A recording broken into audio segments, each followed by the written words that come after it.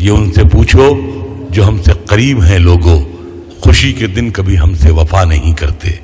ہمیں نہ چاہو کہ ہم بدنصیب ہیں لوگوں، ہمارے چاہنے والے جیا نہیں کرتے. حضرات، رات اب کسی تھکے ہوئے مزدور کی طرح اونگنے لگی ہے. آنکھوں کو نیند کی دولت بخشنے والے پرندے نے پر ڈال دیے ہیں. نیند کسی رین بسیرے کی تمنا میں بھٹکتے ہوئے پنچھی کی طرح آنکھوں کی شاخ پر بیٹھ جانا چاہتی ہے. غالب و میر کی سرمایہ غزل کے جانثار محافظ حضرت مظفر حنفی مسند صدارت پر جلوہ افروز ہیں. حضرت مظفر حنفی کا استقبال میں اس مطلع سے کرتا ہوں کہ جس بزم میں ساغر ہو نہ صحبا ہو نہ خم ہو، رندوں کو وہاں پھر بھی تسلی ہے کہ تم ہو. ڈاکٹر مظفر حنفی. آداب.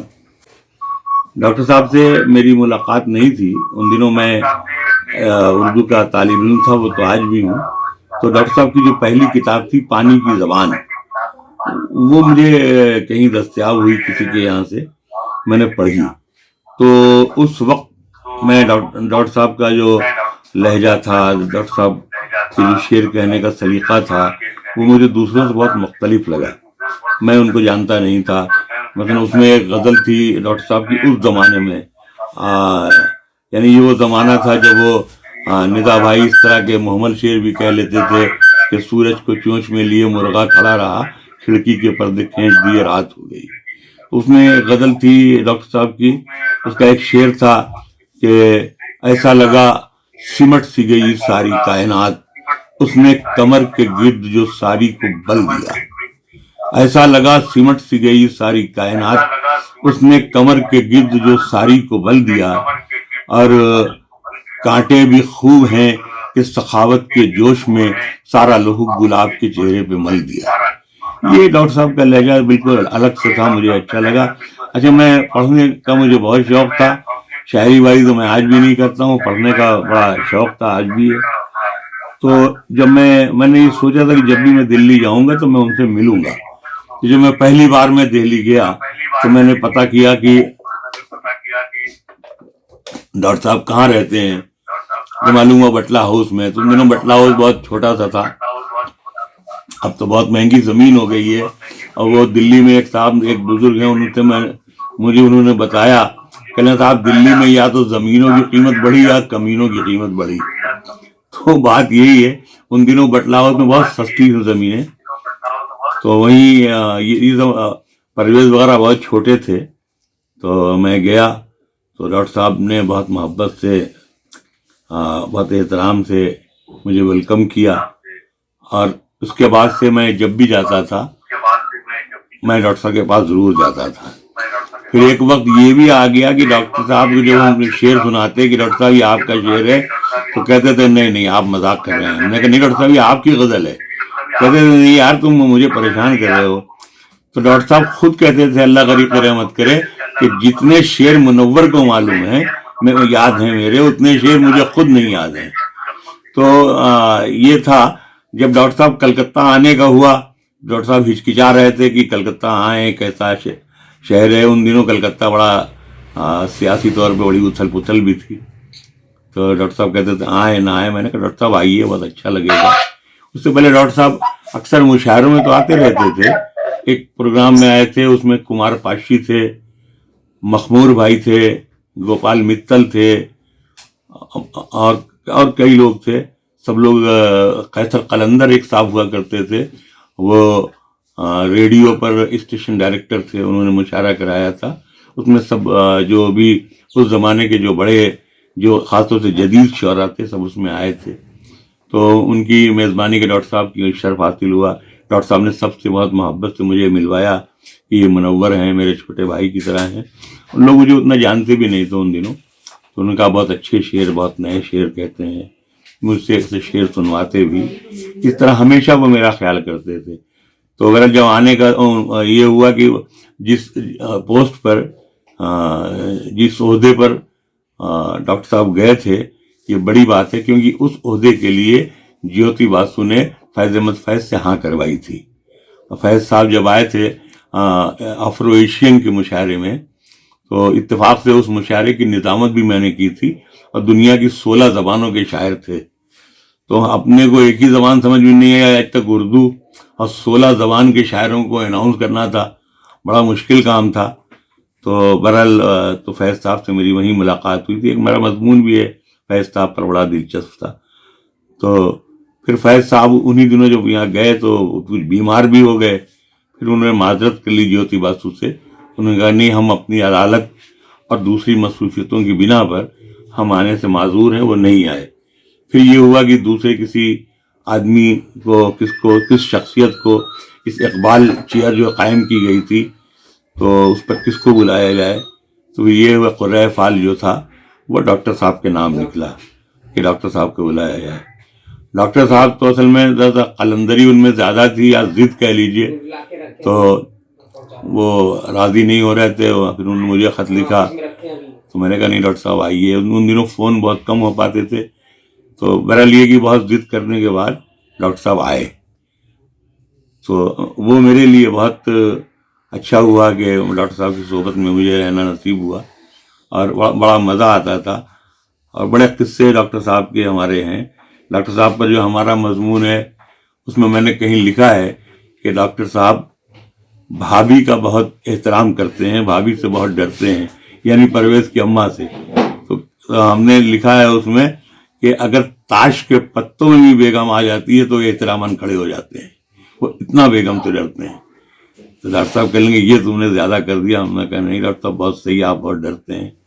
تو ڈاکٹر صاحب بتاتے تھے کہ جو ہماری بھابھی ہیں یعنی پرویز کی امی، تو کہتی ہے میرے پسندیدہ شاعر تو منور بھائی ہیں، تمہاری شاعری تو ایسے ہے جیسے یوں ٹیڑھی میڑھی، منور بھائی کی شاعری مجھے اچھی لگتی ہے۔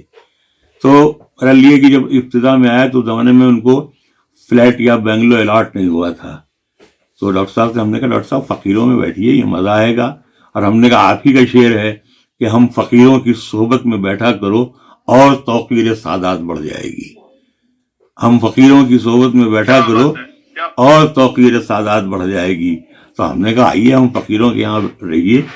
تو بہرحال کافی دن ڈاکٹر صاحب ہمارے ساتھی وہیں تھے، اور مزے کی بات یہ کہ بہت کم لوگوں کو معلوم ہوگا کہ اتنی خوش مزاج، اتنی تنک مزاج شخصیت جب تک تھی، رات میں ہم لوگ سب ہمارے 4-5 دوست تھے، جیسے حبیب ہاشمی تھے، احمد رئیس تھے، ایک ستیش تھے، اور ایک آدھ لوگ تھے، ڈاکٹر صاحب تھے، ہم لوگ لوڈو کھیلتے تھے۔ آپ بتائیے اقبال چیئر کے پروفیسر، اور صاحب معلوم ہو گیا وہاں لوگ دیکھنے آتے تھے ہم لوگوں کے جس جنون کے ساتھ ہم لوگ لوڈو کھیلتے تھے، اور لوکل زبان میں ہاں ڈاکٹر صاحب پیٹو یہ گوٹ، تو بڑا مزہ آتا تھا۔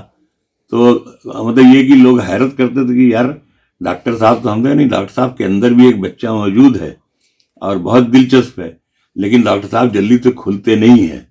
تو ہم نے کہا کہ کہنے گے یار، تو ہم نے کہا نہیں آپ یہ دیکھیے کہ ڈاکٹر صاحب کی محبت میں ہم کھچڑی پکاتے ہیں، اور ہم نے کہا کہ ہماری کھچڑی اس لیے پسند کی جاتی ہے کہ بقول ڈاکٹر صاحب کی اس کا نسخہ جو ہے وہ منور کسی کو بتائیں گے نہیں، حکیموں کی طرح نسخہ رکھے مر جائیں گے۔ تو ہم نے کہا ڈاکٹر صاحب نسخہ ہے ہی نہیں، کچن میں جتنی چیزیں ہوتی ہیں سب اس میں ڈال دیتے ہیں، دودھ ہے تو دودھ بھی ملا دیتے ہیں، مکھن ہے مکھن بھی ملا دیتے ہیں، جو ہے سب اس میں جھونک دیتے ہیں، تو ظاہر سی بات ہے کہ اس کا ٹیسٹ بہت فرق پڑ جاتا ہوگا۔ تو اس طرح سے کافی دن ہم لوگوں نے گزارے۔ پھر ڈاکٹر صاحب کو وہاں بہت خوبصورت سا جو فلیٹ تھا، یعنی ان کے فلیٹ کے بعد نیکسٹ فلیٹ جو تھا وہ اسیم داس گپتا کا تھا، he was finance minister of West Bengal.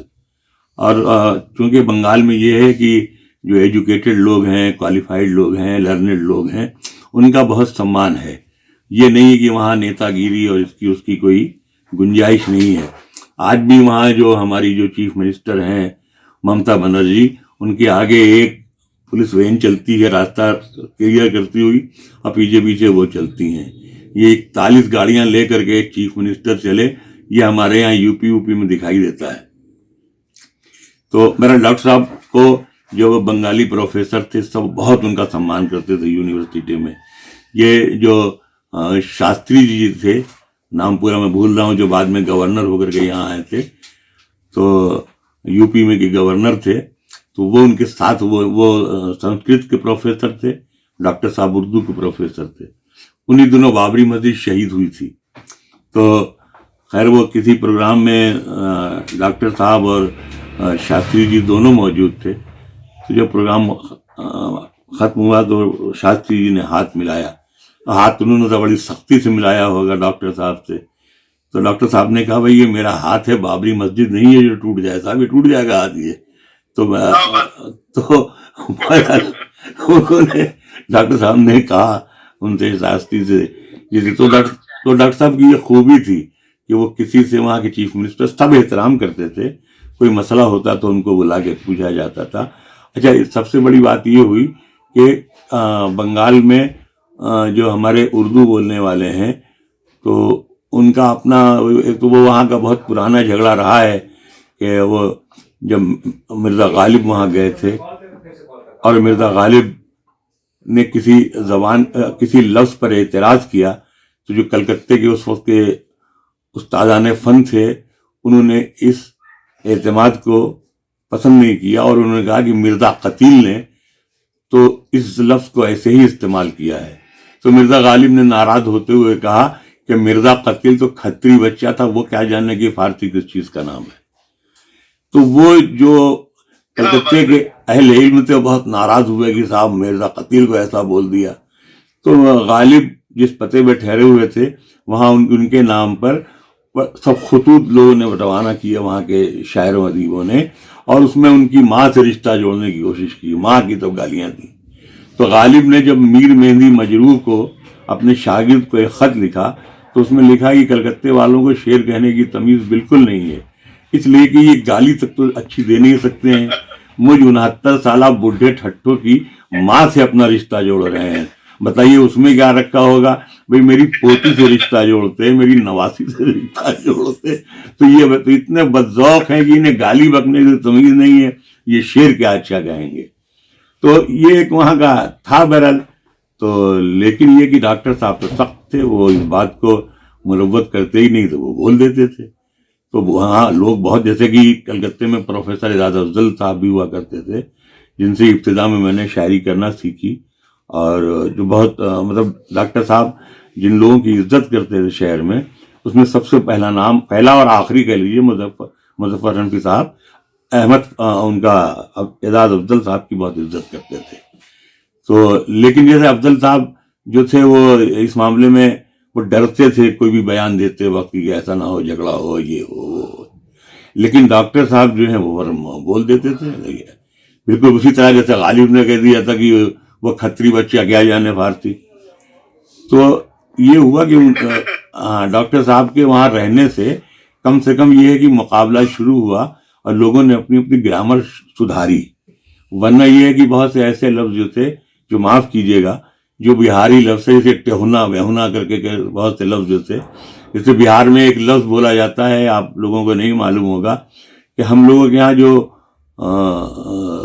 اگر جو رشتہ ہوتا ہے کہ اگر ہماری بیٹی کسی گھر میں جائے، ان کی بیٹی ہمارے گھر میں آئے، تو اس کو وہاں ایک لفظ ان لوگوں نے کریٹ کیا ہے، گلٹا. یہی الٹا کا مطلب گلٹا. ہاں گلٹا. تو یہ کہیں نہیں، صرف بہار کا لفظ ہے جو کلکتے میں مشہور ہے. تو جیسے کوئی بولتا ہے وہ گلٹا ہے، میں کہتا تھا شاید الٹا کا کوئی بھائی ہوگا گلٹا، لیکن معلوم ہے کہ نہیں صاحب، اس کا گلٹا کا مطلب یہ ہوا کہ میری بیٹی اس کے گھر میں، اس کی بیٹی میرے گھر میں. تو یہ تھا بہرحال. تو ڈاکٹر صاحب کے آنے کے بعد سالک لکھنوی صاحب اور اعجاز افضل صاحب نے مل کر ایک مہم چلائی. تو یہ ہے کہ تمام لوگوں نے پھر جیسے کہ یہ ڈکشنریز پڑھیے، دیکھیے، غور کیجیے، تو لوگ پڑھتے تھے. انہی دنوں میری کتاب، نثری کتاب آئی ایک، بغیر نقشے کا مکان. تو کسی محفل میں، اچھا لوگ ہم سے بہت ناراض رہتے تھے کیونکہ وہ ڈاکٹر صاحب کے ایک مصرع تھا، اس میں نے ڈاکٹر صاحب کے تخلص کی جگہ اپنا تخلص لگا دیا تھا. تو وہ مصرع یہ تھا ڈاکٹر صاحب کا کہ بالآخر مظفر کے استاد ہونا، تو میں نے اس کو کر دیا تھا بالآخر منور کے استاد ہونا. تو وہ میں نے ڈاکٹر صاحب کی طرح میں بھی بہت منہ پھٹ تھا، بول دیتا تھا، لوگ ناراض بھی رہتے تھے، ابھی تک ناراض رہتے ہیں بہرحال. تو اس میں یہ تھا کہ بہت سے لفظ ایسے تھے کہ جو ڈاکٹر صاحب ہم نے سیکھا تھا، ہم بھی بول دیتے تھے. تو اب اس میں اس طرح ایک دور، تو جب میری کتاب آئی تو ایک ایسی محفل میں جہاں تمام اہل زبان بیٹھے ہوئے تھے، ڈاکٹر صاحب نے جب تقریر کا دور شروع ہوا تو انہوں نے کہا کہ ابھی آپ کے شہر کے نوجوان شاعر منور رانا کی کتاب، نثری کتاب بغیر نقشے کا مکان آئی ہے. اگر آپ حضرات پڑھنے کی زحمت کر لیں گے تو مجھے امید ہے کہ آپ کی اردو اچھی ہو جائے گی. سالک لکھنوی صاحب نے کہا کہ میں اس سے اتفاق کرتا ہوں، میں اس پر تواد بناتا ہوں. تو ڈاکٹر صاحب کو میری محبت میں بہت ناراضگی جھیلنی پڑی، جو شہر کے جو اہل علم تھے. لیکن یہ ہے کہ ڈاکٹر صاحب سچ بولنے سے کبھی گریز نہیں کرتے تھے. اور میرے سلسلے میں تو بہرحال ڈاکٹر صاحب، اچھا بہت سے ایسے ایوارڈ تھے جو ڈاکٹر صاحب کو اور بھی مل سکتے تھے، لیکن وہ جو ان کی جو اپنی قلندری تھی، سرمستی کا عالم رہتا تھا، ایک جنونی کیفیت رہتی تھی، وہ اس سے کبھی وہ سمجھوتا نہیں کرتے تھے. ان کا نقصان میرے لیے ذاتی نقصان تھا. اور مجھے آج جو مشاعرہ، تو خیر چلیے ایک تماشا گاہ ہے، ایک نوٹنکی ہے، وہ الگ چیز ہے، لیکن ادبی طور پہ جو مجھے یہ لوگ ABCD والے مجھے کی حیثیت سے بھی جانے، تو یہ ہے کہ وہ ڈاکٹر صاحب کی کرم فرمائی تھی کہ جو اردو حلقے میں، اردو کے ادبی حلقے میں یا رسائل میں جو ہماری چیزیں چھپنے لگی تھیں یا چھپتی ہیں یا لوگ پہچاننے لگے، وہ ڈاکٹر صاحب کی کرم فرمائی کا نتیجہ تھا. انہوں نے تمام اپنے دوستوں سے، احباب سے، جو سب لوگ تھے، سب سے انہوں نے ہمارا تعارف یہ کہہ گئے کہ دیکھیے کیا نئے شعر منور میاں کہتے ہیں وغیرہ وغیرہ. تو میرے اوپر تو بہت احسان تھا. اور یہی ہم نہیں، ایک پورا حلقہ تھا. جیسے ایک بہت مشہور دلچسپ ہے کہ میں اکثر مشاعروں میں ڈاکٹر صاحب کے بہت سے شعر میں نظامت کرتا تھا ان دنوں. تو میں اکثر ڈاکٹر صاحب کے میں تعارف میں مجھے شعر پڑھنے کا بہت شوق تھا. اور ابھی بھی مجھے دوسروں کے شعر مجھے سنانے میں مزہ آتا ہے. اپنے شعر تو میں ایسے سناتا ہوں جیسے کوئی بزدل اپنی بہادری کے واقعات سنائے. تو ڈاکٹر صاحب کے تو میں نے بتایا کہ دیوان کے دیوان، ڈاکٹر صاحب کے تو دیوان کے دیوان مجھے رٹے تھے. تو اکثر میں مشاعرے میں 8 شعر 10 شعر سے نکال کے میں پڑھتا تھا.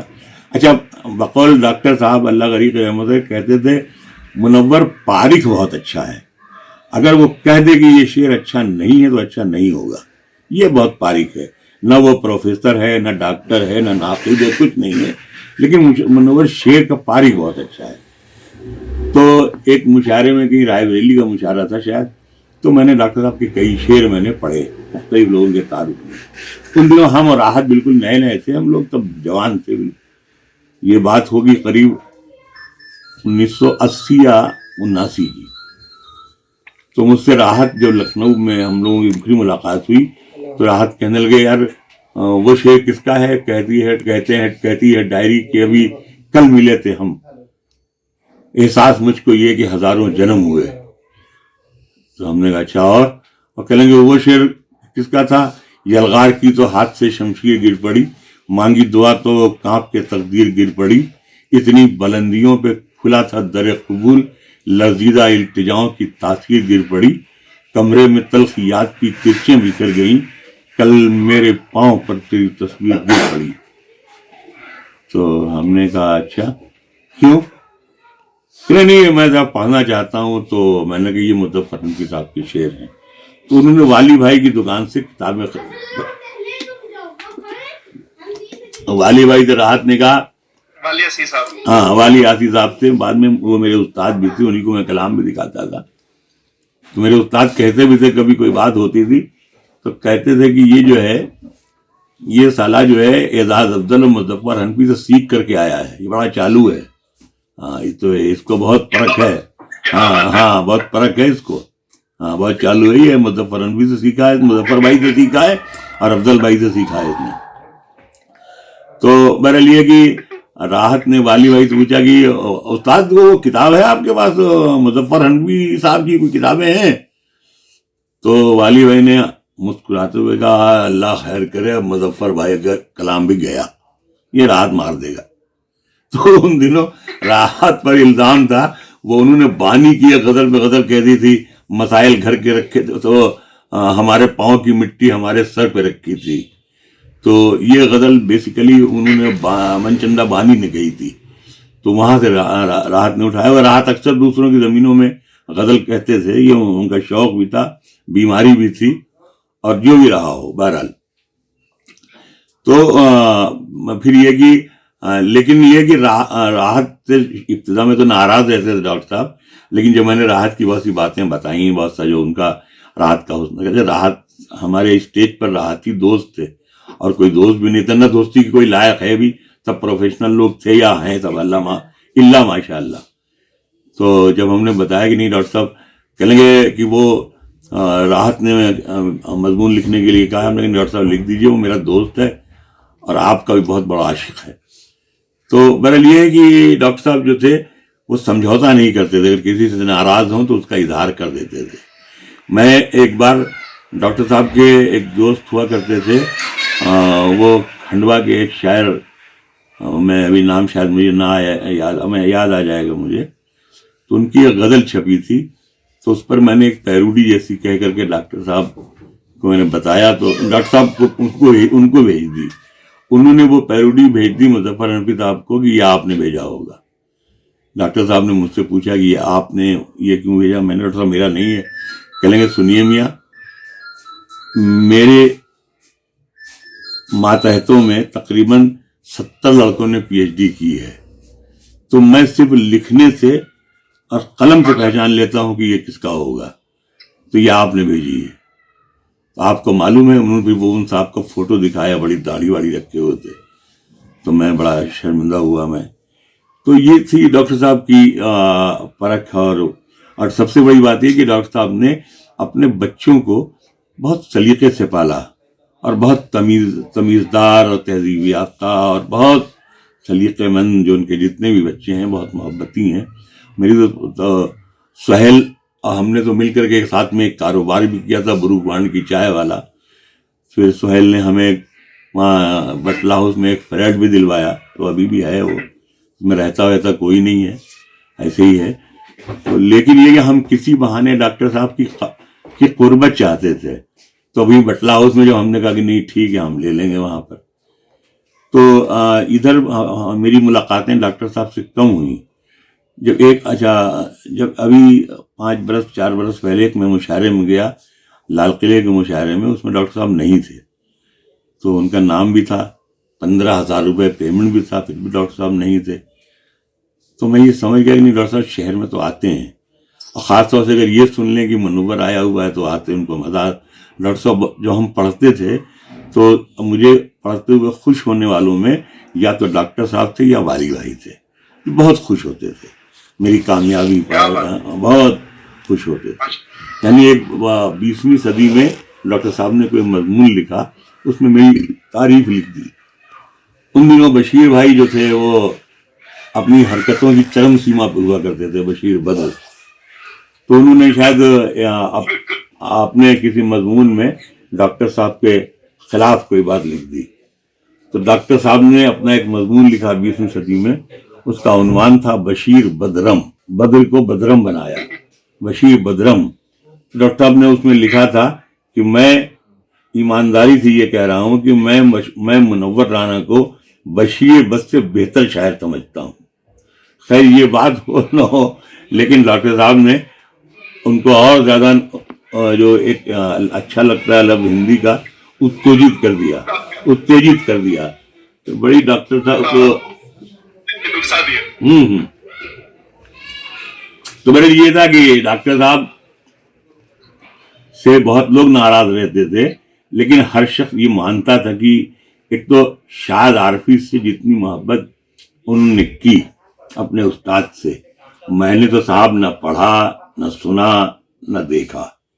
اور مجھے جو اپنے استاد سے کبھی کبھی بہت محبت مجھے جو یاد آتے ہیں اپنے استاد, یا جو میں اپنے استاد سے بہت محبت کرتا ہوں, تو میں یہ سوچتا ہوں کہ نہیں ڈاکٹر صاحب نے کتنی محبت کی شاد صاحب سے, کتنا کام کیا شاد صاحب پر. اور ہمارے خیال سے یہ ٹھیک ہے, شاد صاحب کی شخصیت میں کوئی کمی نہیں تھی, شاد صاحب کی شاعری میں بھی کوئی کمی نہیں تھی, لیکن اگر اللہ کسی کمزور شاعر کو بھی ڈاکٹر مظفر حنفی جیسا شاگرد دے دے تو زندگی بھر ادب میں زندہ رہنے کے لیے یہ کافی ہے. اصل میں میری لائبریری بہت اچھی سی ہے، تو بہت کتابیں ہیں میرے پاس، تو اس میں سب کتابیں خریدی ہوئی نہیں ہیں، کچھ چوری کی ہوئی بھی ہیں، مختلف طرح سے جمع کی گئی ہیں. اور یہ تو جب میں وہاں خدا بخش لائبریری کے ایک فنکشن میں گیا تھا، تو اس کے جو ڈائریکٹر اس زمانے میں ہوا کرتے تھے، تو ان سے بھی میں نے پوچھا تھا کہ یہ جتنی کتابیں ہیں کیا خدا بخش صاحب نے کیسے حاصل کی؟ کہنے ہیں کچھ چرائی ہوئی بھی معلوم ہوتی ہیں. تو اسی طرح سے ہمارے پاس بھی بہت سی کتابیں ہیں. تو مجھے کہیں سے ڈاکٹر صاحب کی وہ کتاب کہیں پڑھنے کو مل گئی تھی، پانی کی زبان. یہ بات میں نے وہی 68-69 کی بات ہوگی. تو میں نے جب پڑھی وہ کتاب تو مجھے بہت اچھی لگی. اس زمانے میں مجھے بہت اس کے شعر یاد تھے. ابھی تو کچھ بیماریوں نے، اور یہ جو اتنی بار جو میں بیمار ہوا، گھٹنا بدلا گیا، یہ کینسر کا آپریشن ہوا، اور کیا کیا ہوا، تو تھوڑا سا یادداشت پہ فرق پڑا.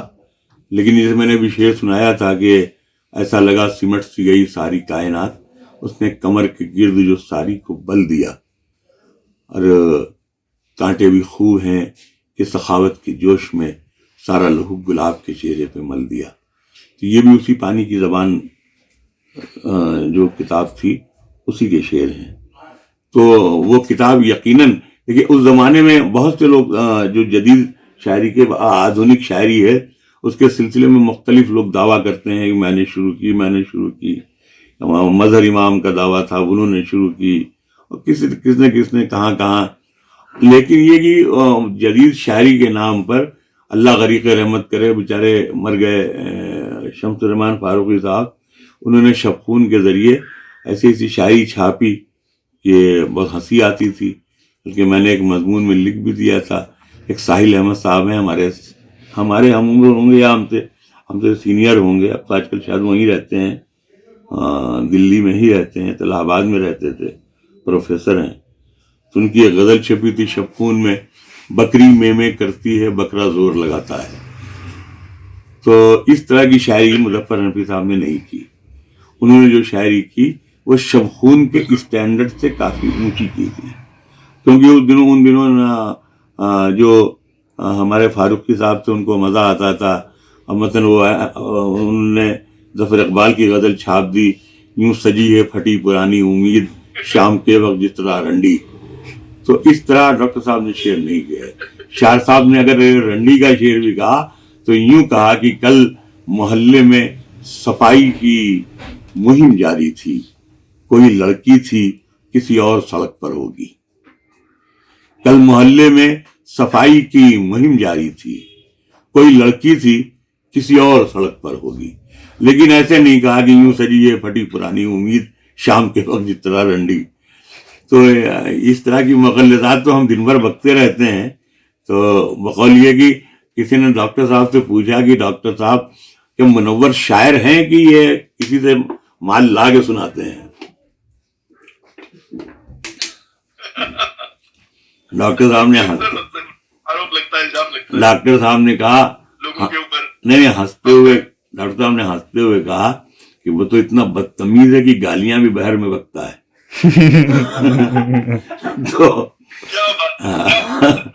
تو ہم سے ڈاکٹر صاحب نے کہا، ایک بار میں نے کسی شاعر کے بارے میں کچھ بولا تو ڈاکٹر کہیں گے منور میاں ایک شکایت ہے آپ سے. میں نے کہا جی ڈاکٹر صاحب بتائیے.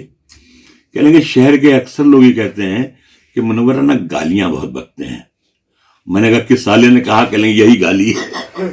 تو میں نے کہا ہاں سوری. کہنے نہیں بری بات ہے یہ، منور میاں ٹھیک نہیں ہے. کہیں گے نہیں ہر شاعر کہتا ہے کہ نہیں سب ٹھیک ہے لیکن وہ گالیاں بہت بکتے ہیں. میں نے کہا دیکھیے ڈاکٹر صاحب ایک فلسفہ ہے کہ گالی جو ہے وہ لفظوں میں نہیں ہوتی ہے، گالی لہجے میں ہوتی ہے. تو ہم نے کہا دیکھیے پانی جب تک ڈاکٹر صاحب گلاس میں رہتا ہے تو پانی ہے، جیسے ہی وہ جسم میں چلا جاتا ہے چاہے پیشاب کے راستے آئے یا قے کے راستے آئے وہ گندا ہو جاتا ہے. تو اسی طریقے سے لفظ میں گالی کہاں ہے ڈاکٹر صاحب؟ آپ سوچئے جب ہم کو عربی پڑھائی جاتی ہے تو بیر زبر بر، بیر زیر بر اور بیر پیش، تو ہم نے کہا گالی بن جاتی ہے جب اس کو عام اس میں کہیے.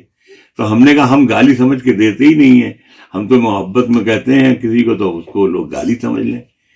تو اچھا، اب جیسے ابھی بیچ میں آپ کو یاد ہوگا وہ اس نے سنجے راوت نے کہہ دیا تھا، کوئی لفظ بول دیا تھا کنگنا راوت کو، اس نے کنگنا راوت کو بول دیا تھا.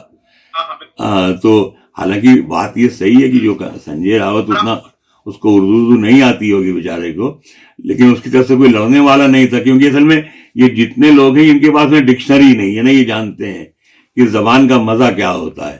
تو اس نے جو بات کہی تھی تو اس میں گالی نہیں تھی، اس میں محبت ہی تھی. اب میرے والدی تھے، جب وہ موڈ میں ہوتے تھے تو ہم سے کہتے تھے ابھی ذرا آؤ الو کے پٹھے. اور جب وہ ناراض ہوتے تو کہتے نواب صاحب ذرا ادھر تشریف لائیے. تو میں سمجھتا جاتا تھا کہ اب گالیاں پڑیں گی. لیکن میں بھی اتنا بے حیا تھا کہ 3 لڑکیوں کا باپ ہو گیا تھا، تب تک میرے باپ نے مجھے مارا. اب پتہ نہیں یہ ان کا آتنک تھا کہ میری سعادت مندی تھی. تو بہرحال یہ کہ اب گالی کا معاملہ یہ دیکھیے کہ اب جیسے ہم یہ سوچتے ہیں کہ کبھی کبھی لوگ جسے گالی سمجھ لیتے ہیں وہ گالی نہیں ہوتی ہے، بڑے بوڑھے ڈانٹتے ہیں پھٹکارتے ہیں، لیکن یہ کہ ہاں ٹھیک ہے. اچھا ڈاکٹر صاحب تو کبھی ہم نے پوری اتنی عمر گزر گئی، مطلب میرا خیال ہے کم سے کم 30 سال کا ساتھ تھا. ڈاکٹر صاحب کے منہ سے کبھی ہم نے کوئی ایسی گالی بھی نہیں دی جو ان کو اپنے سالے کو بولنا چاہیے تھا. اب مجھے معلوم نہیں بھابھی کا بھائی ہے کہ نہیں ہے، لیکن کبھی انہوں نے سالہ بھی نہیں کہا. وہ بہت شریف آدمی تھے. اب ان کے نصیب میں میرا جیسا پڑ گیا جو ہم میرے استاد کی طرح بھی تھے، میرے بڑے بھائی کی طرح بھی تھے. اور مطلب یہ آج بھی ہمارے گھر کے بچے سب لوگ ان کو یاد کرتے ہیں. ابھی 4-5 دن پہلے ان کے انتقال کے بعد تو ہماری بیوی بہت روئیں سب ان کو یاد کر کے. تو ہمارے جو بیٹے ہیں تبریز، ان کا نام وہ تبو مرزا، وہ ڈاکٹر صاحب نے ان کا نام رکھ دیا تھا تبو مرزا. تو پورا گھر جو تھا ان کا معترف تھا، ان کا معتقد تھا. اور یہی نہیں کہ صرف شاعری کی حد تک میرا تعلق رہا ہو، کہیں لڑکی کے رشتے کا معاملہ ہو تو ڈاکٹر صاحب بیچارے ہماری مدد کرتے تھے. میرے ٹرانسپورٹ کے سلسلے میں کسی کے پاس جانا ہو، معلوم ہوا پولیس کمشنر کے پاس، ڈپٹی پولیس کمشنر کے پاس کہیں بھی، تو ڈاکٹر صاحب میرے ساتھ جاتے تھے کہ بھائی منور کا معاملہ دیکھیے، ایسا ہے اس کو آپ دیکھیے. تو مطلب وہ میرے گارجین کی طرح تھے، اور انہوں نے مجھے بالکل اولاد کی طرح، چھوٹے بھائی کی طرح پالا. اور ظاہر سی بات ہے کہ میں ناقد بھی نہیں ہوں، میں یہ نہیں کہہ سکتا، کچھ بتا نہیں سکتا، لیکن یہ میں کہہ سکتا ہوں کہ اپنے عہد کا ایک بڑا شاعر ہم نے کھو دیا. اپنے عہد کی ایک بڑی شخصیت سے ہم محروم ہو گئے. اور یہ نقصان صرف پرویز کا یا پرویز کے بھائیوں کا نہیں ہے، یہ نقصان میرا بھی ہے. ان کے انتقال کے وقت ہم نے فون کر کے یہی کہا تھا کہ سمجھ میں نہیں آتا ہے کہ تم ہمیں پرسہ دو گے یا ہم تمہیں پرسہ دیں. تو یہ ہمارا اور مشترکہ نقصان تھا. میرے پاس تو کوئی ایسا شخص بھی نہیں رہ گیا جس کو ہم فون کر کے پوچھیں کہ ڈاکٹر صاحب اس لفظ کے مطلب صحیح ہے کہ نہیں، یہ لفظ جو ہم باندھ رہے ہیں غلط تو نہیں ہوگا، یا اس پر ڈاکٹر صاحب. اچھا ہم اکثر بہت سے فسولے پھنسا لیتے ہیں، یہ محاورے کی زبان ہے فسولہ. ڈاکٹر صاحب سے پوچھتے تھے کہ ڈاکٹر صاحب یہ ایک لفظ اس پر بحث چھڑ گئی ہے. تو ڈاکٹر صاحب نے کہا تھا کہ دیکھو کوشش یہ کیا کرو کہ ڈکشنری زیادہ سے زیادہ رکھو. تو آج یہ ہے کہ ماشاءاللہ ہمارے پاس کم سے کم 1-1.5 لاکھ کی خالی ڈکشنریز ہوں گی. تو ہم پڑھتے رہتے ہیں ادھر ادھر سے تو مزہ آتا ہے. تو بہرحال یہ ہے کہ میرے پاس زیادہ لفظ بھی نہیں ہے کہ میں کیسے ان کو خراج عقیدت پیش کروں، لیکن یہ ہے کہ ان کی گفتگو کرتے وقت بھی یہ محسوس ہو رہا ہے کہ جیسے وہ یہاں بیٹھے ہوں اور میری بات پہ مسکرا رہے ہوں چپ چاپ. پھر اس کے بعد وہ کہتے تھے اچھا منور میاں اب بند کیجیے، بہت ہو گیا، اب چلیے اب کھانا کھاتے ہیں ہم لوگ. تو اللہ غریق رحمت کرے. اور پرویز وغیرہ نے بہت خدمت کی اور بہت محبت کرتے تھے جو لوگ اپنے والدین کا. اور سب سے زیادہ بیچاری بھابھی بھی ادھر بہت بیمار ہیں، اور بھابھی نے بالکل ہم کو بالکل چھوٹے بھائی کی طرح بلکہ اولاد ہی کی طرح ہمارا خیال رکھا.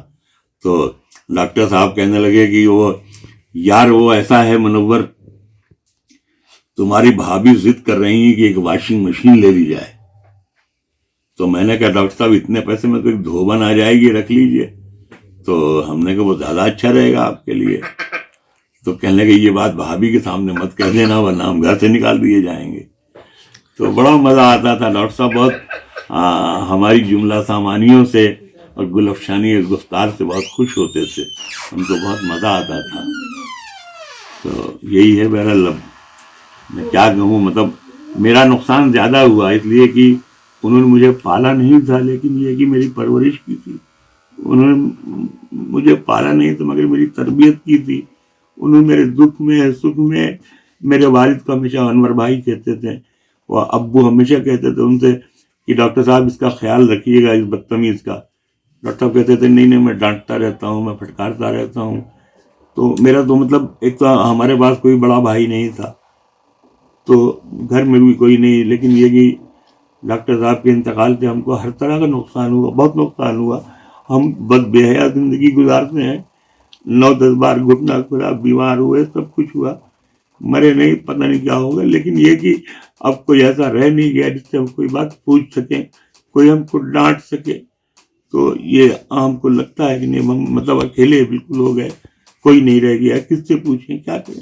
کبھی کبھی رات برات ایسا ہوتا ہے کسی لفظ کے, کسی مصرے, کسی بحر کے بارے میں, تو کس سے پوچھیں, کوئی رہ ہی نہیں گیا. تو ختم ہو گئے لوگ. تو اللہ انہیں غریق رحمت کرے, کروٹ کروٹ جنت نصیب کرے. اور ہمارے پاس نہ لفظ ہیں نہ مجھے اتنا سلیقہ ہے گفتگو کرنے کا. میں زیادہ میں بول نہیں پاؤں.